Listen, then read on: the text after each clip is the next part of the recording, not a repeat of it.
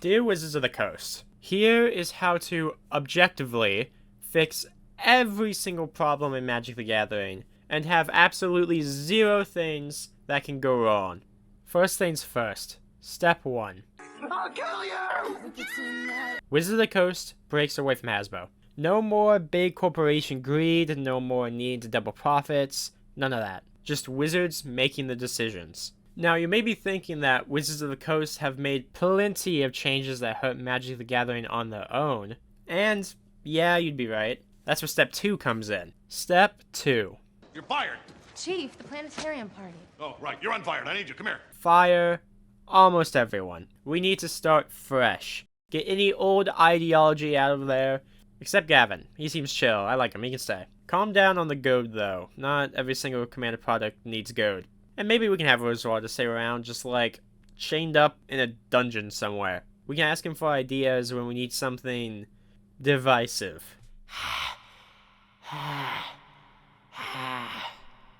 Storm. But you can only copy it up to 3 times. Good, Mark. Please. Just one damage doubler. Know your place. Please. Just one. Double it once. Step 3. You could have here in Hebrew 666 on the can. A 6-set system. This is where we really get into the fundamental changes of the game with how it's made. 6 sets a year, 4 standard sets, 2 special sets thrown in there for good measure. That's it. I'm talking standard set in February, special set in March or April, standard set in May, standard set in August, special set in September or October, and a standard set in November. Now, you can do commander decks or archenemy or whatever special products in the months in between, but these are going to be the only full sets each year. Step 4. Money! Money! Money! Bring back MSRP and make them reasonable prices. That's it. I mean, yeah, that one's pretty simple. Step 5. A wise man will ask, "What the dog doing?" Design philosophy. Stop overcrowding sets with mechanics. Every time I think about this, I imagine Theros Beyond Death. While Escape was a neat mechanic, they barely did anything with the returning mechanics. It just seems like they were sidelined, and it was super disappointing seeing these mechanics back for the first time in 6 years, and them not doing anything with them. Not counting the gods or reprints, only 16 main set cards even cared about devotion. You know, Theros' main mechanic. Constellation had even less with 13 cards. I'd rather them just cut a mechanic like they did with Heroic, or make less generic cards in a single set so that they can really use these mechanics to their fullest potential. So, that's what they should do. Alright, here's where things get controversial and creative. Step 6. You agreed to stay away! I lied. Get rid of the reserved list. Oh, wait, sorry. Did I say controversial? I meant this one's gonna be common fucking sense. And I think I have a really good plan for this one. The second special set of the first year that I'm in charge of Wizards. Oh yeah, by the way, I'm in charge of Wizards now. Release a set called Core Set Origins. Shit! Core Set History. It doesn't have to be named that. It's just the name that came to mind. The main purpose of this set is to reprint reserved list cards and other old cards that haven't got printed in like 20 years. OG dual lands at Rare. Black Lotus and Moxes at Mythic. The whole works. And you may be thinking this is just going to be sold for hundreds of thousands of dollars a box. No. Because of Step 4, we have MSRP, which would be at $100 a box and only draft packs. No set packs, no collector packs, only draft. And yes, while MSRP may be 100, people can still sell it online for way higher. I mean, Power 9 are in this set. They are going to be expensive, right? Well, simple. We print this set into the fucking ground. Warhammer precons were high in price, and after about 4 or 5 print runs, they are now at like normal Commander deck prices. And that's cute and all, but I'm talking like 60 print runs. As long as these boxes are worth more than $100, print more. It's not like these things aren't going to sell. It's fucking Power 9. It will sell. And that leads to step 7. Reinforcing Seagull! Reinforcement.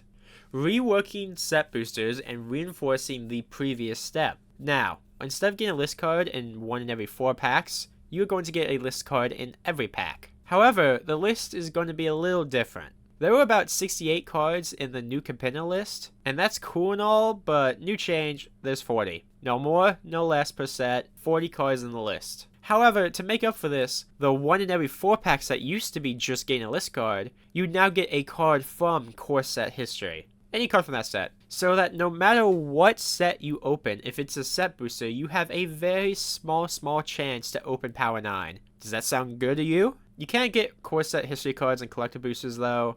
Just like you can't get list cards and collector boosters right now. That would make things way too complicated. Step 8. Reading the card explains the card. Erratas. Erratating old cards that basically have new mechanics on them, but either haven't been changed to have that keyword yet, or have, but don't have new versions that have that keyword.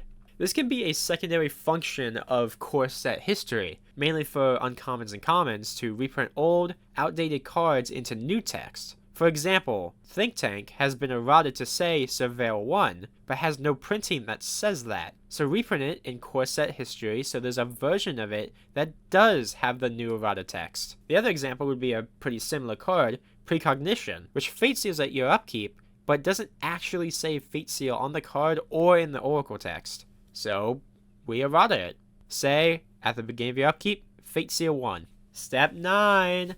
I'm running out of steps, so this was just a cool new product idea. Once a year, release commander decks based on existing commanders. Except add 5 new cards to them that are more along the lines of synergizing with those commanders. And I don't mean like make a Muldrotha precon.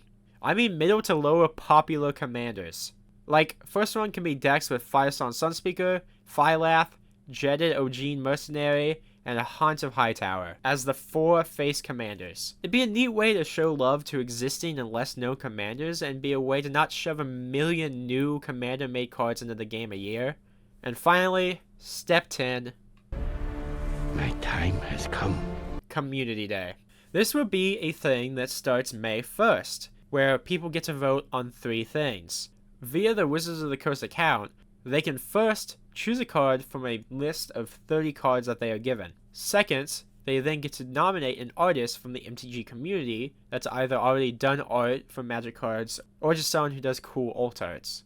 Then finally, they get to submit their very own custom card design. All of these only get 1 entry per person. This will run through all the way till May 31st, so you have a whole month to do this. Then, on August 5th, the anniversary of Magic, for the whole day, they can order a free or $10 or something very cheap secret layer, which will have a copy of the top most chosen card from the 30 with the special art, a card chosen by and art made from the most voted artist, and a third card, which would be a card with design chosen by Wizards of the Coast from amongst the sent-in custom cards, which will then be printed as a part of the list in 2 sets or so.